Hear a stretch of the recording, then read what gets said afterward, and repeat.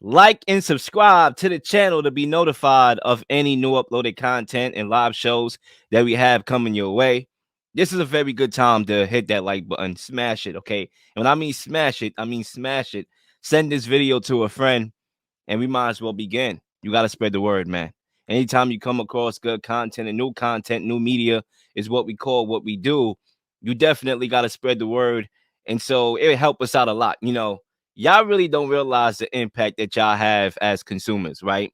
And that's why I take consumerism very seriously when I'm consuming a sport, like boxing, NFL, NBA, right? I take my consumer, self very seriously because we dictate who eats. Okay, by our viewerships, we dictate who eats, and y'all could do the same thing for us. And we trying to eat. I'm not gonna lie, brother, hungry right now, and I don't mean that in a literal sense. Okay, because I ate like an hour ago. I'm hungry. Zay is hungry. Zach is hungry. Fred is hungry. We love what we do. The passion is there. So all we need from y'all is to support new media because as we go up, y'all go up with us, and that's just how we do it. But without further ado, I'm going to send the mic over to my co-host Zay, who's ready to play. What's going on, my guy? Hey man, speaking of hunger, man, Uber Eats took my damn food, so I'm starving literally. But it's gonna be a great show. I'm ready to lock and loaded. It's gonna be a full episode. And I'm ready to go. I'm actually craving to go right now. All this anger, frustration from Uber Eats going straight to this next couple topics. Let's do it. Absolutely. We're going to eat this show, bro. Even if that don't sound right. We're going to eat this show. You know what I mean? I feel like I'm about to eat the mic right now because it's going down in boxing. We want to start off there right now because a couple days ago, it was the press conference for David Benavidez and Caleb Plant that took place, and we really didn't get a chance to cover it. As a matter of fact, the day of the press conference, I was at the press conference for Amanda Serrano and Cruz. So I didn't even get to see it live, but I was able to, as soon as I got home, tap into that. And we are now being able to talk about it because, obviously prior commitments and things of that nature. Mhm. So with that being said, as you look at the bottom of the screen, what is our biggest takeaway from the David Benavidez Caleb Plant press conference day? What's your biggest takeaway? It got too personal way too quickly. They started bringing up kids, wives. Man, there was a lot of conversation about personal life beyond the scenes, and not about the talents of each fighter, not about the aggression of each fighter. And that's when it doesn't become good boxing. Now it becomes a grudge match that doesn't need to be. I think Caleb Plant and Benavidez are two talented fighters. I think this fight would have been fantastic without that type of backstory needed. I think two excellent fighters going against each other in order to get to the promised land of defeating Canelo officially is all that's needed. I just didn't need the theatrics extra. It seemed like a drama, a TV show.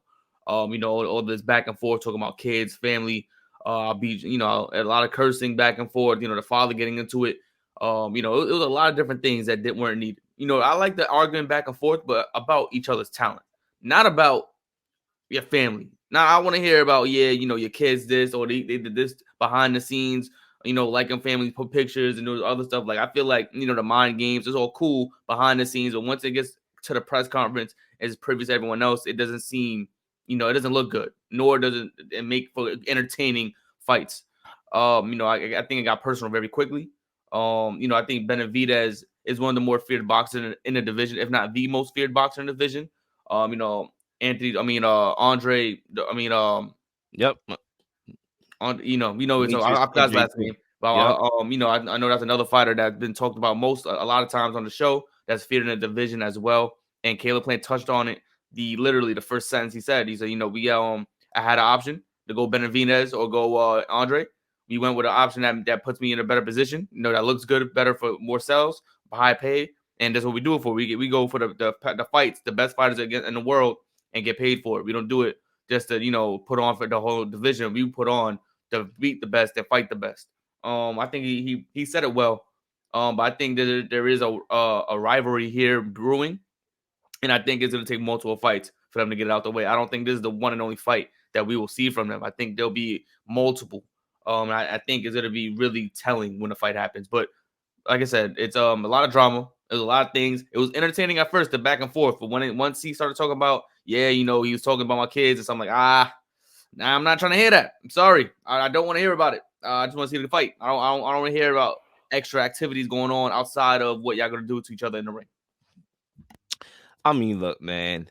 Benavidez and his team was clearly the aggressor here at the presser, but they did receive a lot of backlash. And it's boxing, man. Like, boxing is a very, how can I say this, right? Because I'm trying to get my foot into boxing right now, as you can see. So I don't want them to shut me down. But boxing is it's a hustle, and it's one of those ghetto rah-rah sports. Like, the professionalism is a little bit different, I'll say. It's a little bit different, the professionalism. Like, there's a time and place where there is a professionalism in boxing, but for the most part, you hear cursing all the time. You're going to hear some, stuff about families. You're going to see some extra curriculum activities, at the presser, guys getting pushed, things of that nature. Listen, I had my experience recently. You're hearing, trainers from the crowd, going at each other, people from the crowd cursing each other out. Like, boxing, the atmosphere in boxing is really, really amped. That's boxing. If you ever been in the boxing space, you feel the energy. Shoot, you feel like you could knock somebody out. You know what I'm saying? That's the energy in boxing. But I think for me, the thing I like about the way how David Benavidez, carried himself, although he's getting a lot of flack for that, is the fact that the guy's 26 years old, about to take part in the biggest fight of his career, and he looks so confident. Like, that's really impressive to me, to be 26 years old, young, your first big fight, and to look confident the way you do speaks volumes to how he believes in his own God-gifted abilities. We all know the knockout power is there. We all know the volume punching is there. So the fact that he looks so confident really, really is impressive to me. And I did think that Caleb Plant looked a little shook out there a little bit. I'm keeping a bean based on the way how I read the body language. You talking about a guy in Caleb Plant who was the aggressor in the Canelo Alvarez presser. I remember that. He was talking about steroid usage and how Canelo was using steroids and they was going back and forth and they had the little scuffle. I mean, he matched Canelo's rah-rah, right? Anthony Durrell, the last fight. You talk about rah-rah, these guys, bad blood, they was going at it. And although Anthony Durrell was the more aggressor, Caleb Plant matched that tenacity, matched that back and forth talk. But in this fight, it was more deflective.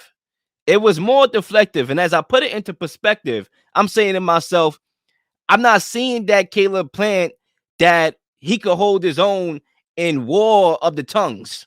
I didn't see that. I just saw David Benavidez with this energy, and Caleb Plant was just on the defense, and at one point I thought that David Benavidez was going to press Caleb Plant, and Caleb Plant did not look like he was ready or going to react to that. Like, he was hoping that it didn't happen in a way. But I say that to say, and this is my biggest takeaway, and I'll pass it back to you.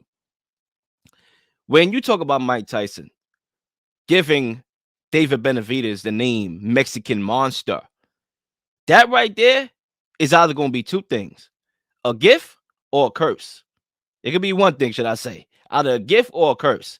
Because if you have a guy like Mike Tyson, who is highly recognized, one of the greatest to ever do it, calling you the Mexican Monster, that can give you the confidence that you can beat anybody you get in the ring with, or it can give you the wrong confidence where you have to get shut down and you're going to meet your maker. That line right there is either going to be a gift or a curse for David Benavidez.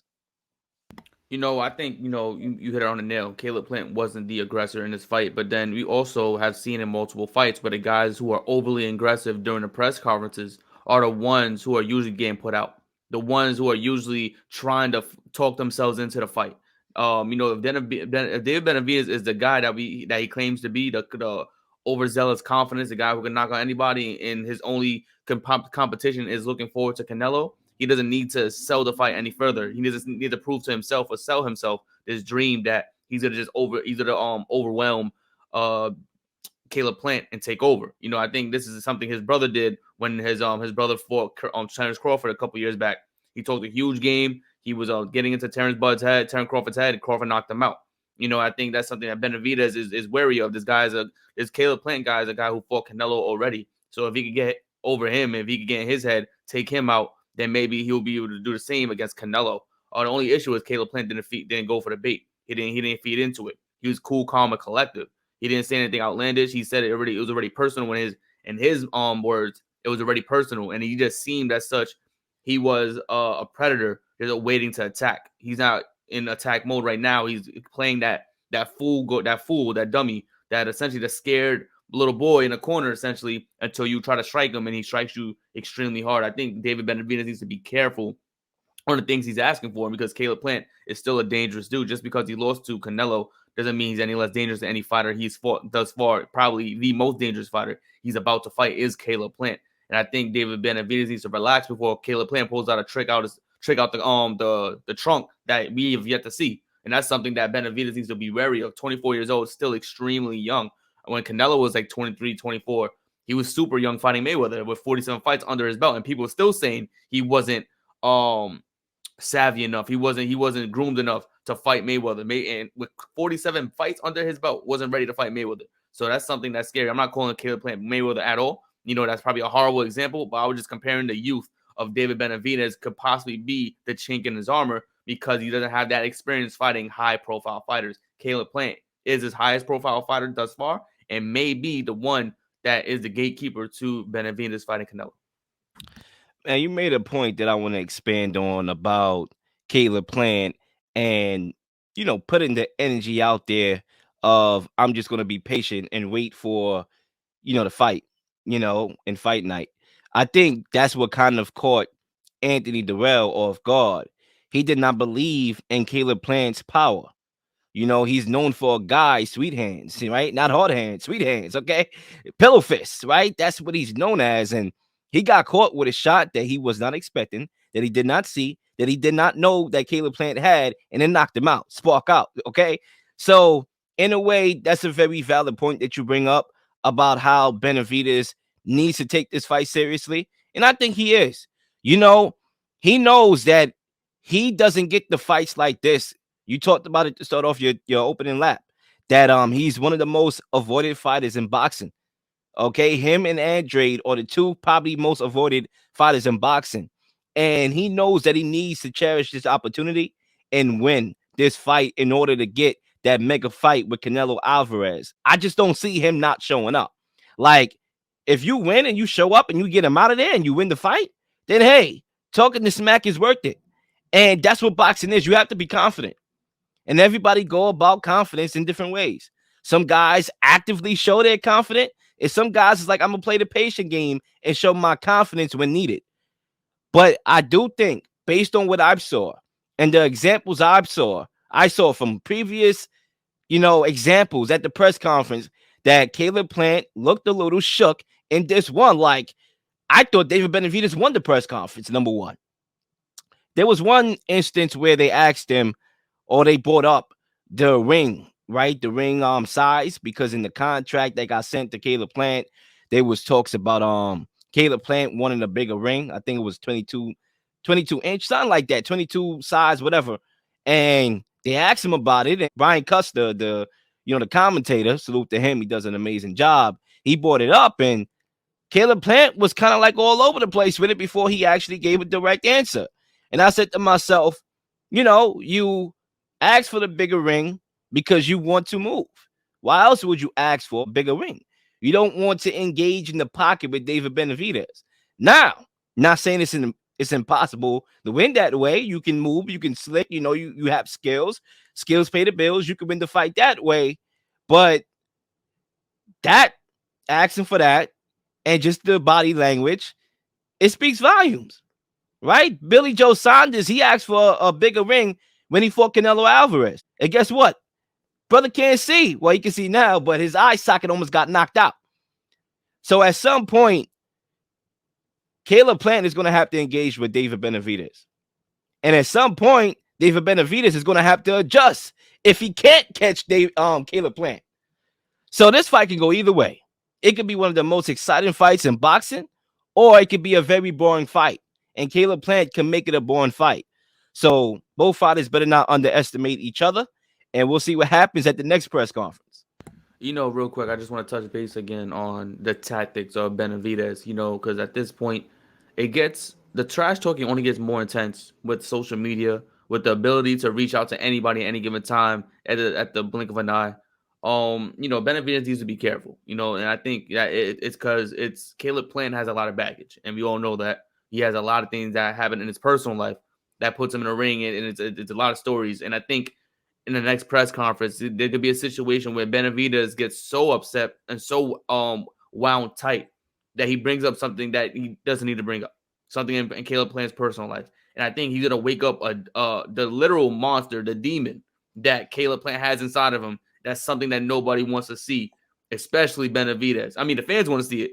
Benavidez probably don't want to see that kind of monster that Caleb Plant could be if the wrong buttons are pushed or the right buttons in Plant's case.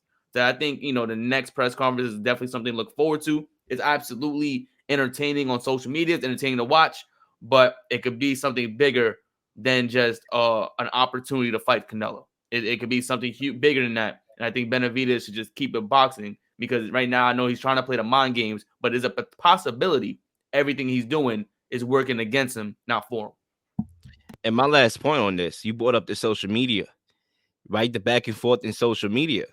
Well, I was expecting to see the back and forth live at the press conference. You're talking all this yin yang yo on social media. Okay, both sides. David Benavidez bought it. He bought it to the press conference. Caleb Plant didn't bring it. And then, they go back on social media after the fact, and the trash talking on both sides begins again. So that's my point. I just felt that Caleb Plant was just not engaging, was not responding to the David Benavidez onslaught. Him and his father, they came swinging at the press conference. And I really felt that Caleb Plant had no answer for it. But will he have those answers in the ring? That's the question. And by me saying everything I'm saying, don't get it twisted. Caleb Plant, he's a confident fighter in the ring. He knows he has the skills to outthink his opponents. He has the tools in his toolbox to bring out. So don't get it twisted. This fight is the true definition of a 50-50 fight. And when that time comes, we'll predict who wins the fight on this very damn show. Anyway, let's move on to the next topic that we have here right now. And it's not really a topic. It's just basically a news that came out today, and we're just going to respond to it, and then we're going to go about our nights. Ryan Garcia and Gervonta Tank Davis fight is in danger. Okay, it's at an impasse right now because of a rematch clause. And Zay, I know you have the information on file. You came better prepared than me right now when it came to this topic. So I'm going to just send that rock over to you to explain to the listeners what's going on.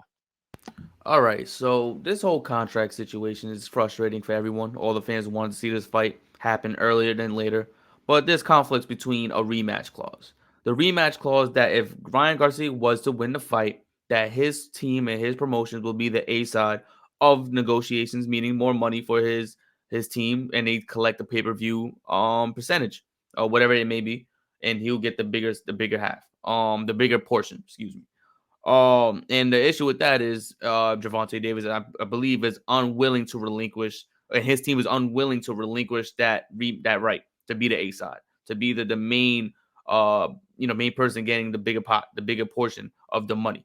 And for me, at least, hearing this, I think it all depends on whose numbers are higher, who's bringing in the most pay-per-views, who's bringing in the most money, selling out the tickets, selling out the fights. I think you have to look at the numbers a little deeper than just who has the gold, who has the championships, the titles to talk about this. I think, when we refer to A side, B side, it's nothing to do with your accomplishments. It has nothing to do with how many fighters you fought, how many people you fought in the top 10s, top 5s, top 2s. It don't matter. It's not about the gold. It's about who is selling. It's a business. It's not about the gold. If it was about the gold, then we'll be talking about a whole different story regarding fighters and how much they're getting paid and how much they're not getting paid. It's about the who's is selling these fights. Ryan Garcia has a huge social following. Do not know if he sells more fights than Gervonta Davis. Matter of fact, I don't know many fighters in Gervonta Davis division, and Garcia's division that's selling more than Gervonta Davis on a pay-per-view in the arenas and so on and so forth. Gervonta Davis is one of the highest, the guys who sells out a lot, and not only just in his division, in all of boxing. The guy is box office. I understand that Ryan Garcia has a social media following, and that may confuse you and may deter you to think otherwise. But Tank sells fights. He sells fights on the pay-per-views. He sells fights in the arenas. He sells tickets. That's something that needs to be closely looked at when anyone refers to them as the A side. And I think promotions right now between DAZN and Showtime are still going back and forth about it. And I hope there's a compromise soon because I do want to see these two guys fight immediately. It'll be extremely huge. And if not, if they can't get it to work, or if whatever reason things cannot work out due to the greedy nature of making the most money as the A side or B side, I would love to see Lomachenko and Gervonta Davis fight. I think it's that time. I know Gervonta Davis, people say he ducked when he was younger, and I know Lomachenko was trying to take advantage. But I think right now, when Gervonta Davis talks about having the most fighting the best fighters, Lomachenko is on that list as one of the best fighters in boxing. That's something I would love to see if this Ryan Garcia fiasco cannot come into fruition. Basically, it's the rematch clause that's basically installed or not installed that's stalling the fight. I think for me, I'm on the Ryan Garcia side on this one. I think he should walk away pretty much. Listen, man, if you win the first fight, let's say Ryan Garcia wins the first fight, then he should be the A side.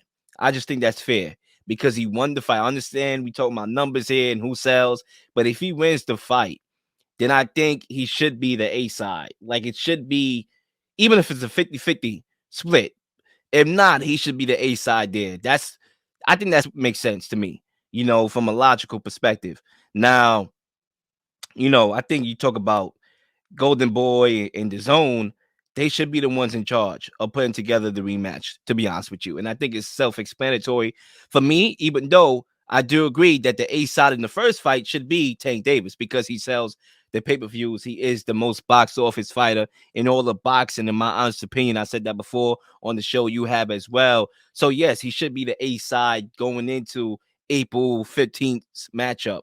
But as far as the rematch, I think the rematch, the winner should be in charge. Just like how, you look at women's boxing and you see Amanda Serrano and Katie Taylor and how Katie Taylor came to her backyard and beat her there. Now the fight is in Ireland. It should always be like that. But guys want to get greedy. And I think there's I don't know. I've been in the doors a little bit and I've been hearing things through the grapevine. There are actually more people right now, and I'm actually shocked by this in a way. Not too shocked, but a little bit, because I think the fanfare will say that Gervonta Tank Davis will win this fight and relatively easy by knockout. But there's people that I've heard, and I'm talking about real boxing guys that work in boxing, that is picking Ryan Garcia to win this fight, which is very alarming. Now you talk about the rematch clause and how they don't want to give it to him to be the A side. I got a question for you. When you look at Gervonta Tank Davis saying I want a tuna fight, which he already fought, the tuna fight, his recent fight that he won, right? And Ryan Garcia saying, listen, I'm ready to get into it now. Do you think there is skepticism on Tank's side, whether it's Tank or his team, in this Garcia fight, and that's why they don't want to give him the A side in the rematch clause?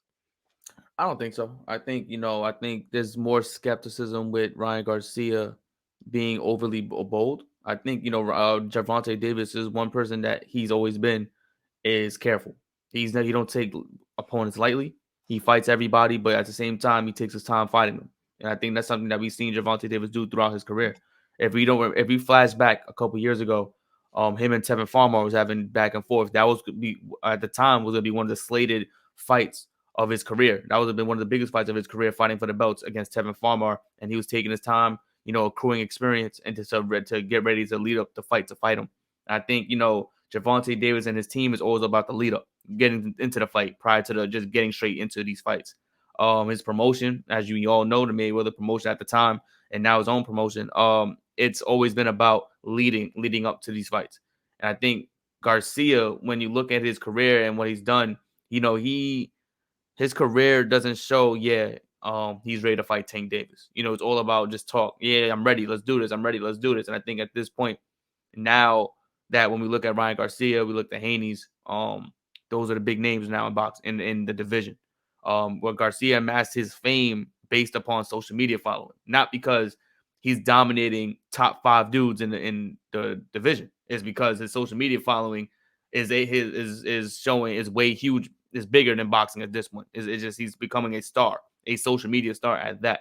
And I think for me, with the rushing into this fight, I think Ryan Garcia is like rushing because he sees something that he can exploit, and that's why he's in a constant. Let's fight now. Let's fight this month. Let's fight that month. No more waiting. No more waiting. And I think he's in a rush to do something because he thinks he sees something that may not actually be what he think he's seeing. If that makes any Yeah, sense. everybody sees something when they on the couch and when they watch his film until they get in the ring and they can't exploit it. But I just think as boxing promoters, y'all are in some ways, in a way, not everybody, but in a way, messing up the sport because it's all about the money, and that's what boxing is. In all actuality, it's a hustle. It's about the money. It's about hustling to get the money. It's not really about the art of fighting anymore. And anybody who watch boxing who thinks that, they're sadly mistaken. I think you have to meet at a silver ground. You have to meet at a common ground. You have to meet each other halfway. And I think that's fair to have the A side beat Tank Davis because he sells the more pay-per-views. He fought the better names, and the B side be the winner. I mean, excuse me, the A side in the rematch be the winner of the first match. I think that's how you meet at a common ground. And if it's not done that way, you are going to run the risk that Golden Boy Promotions and the Zone is going to say, you know what? I'm out. I'm going to have Ryan Garcia face Isaac Cruz, who's building his name up the ranks ever since he fought Tank, and build up his resume that way. Because guess what? If most people think that Ryan Garcia is going to lose anyway, then you know how boxing is. He loses, he gets knocked out, then we saying his career is over. Back to the drawing boards. Okay, fine. Why not go back to the drawing boards now and just get better and better until they want to come correct?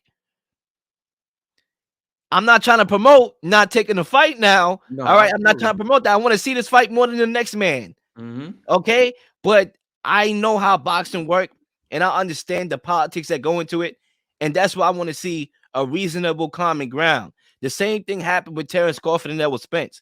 They had this bull crap contract that they gave Terrence Crawford's way, try to rip him off, talking about no guaranteed money.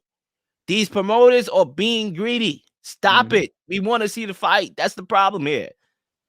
I mean, I think you made valid points. It's the promoters who are really getting in between a great fight. And I think that's something that we're gonna have to keep facing throughout the entire year. I was excited for this year.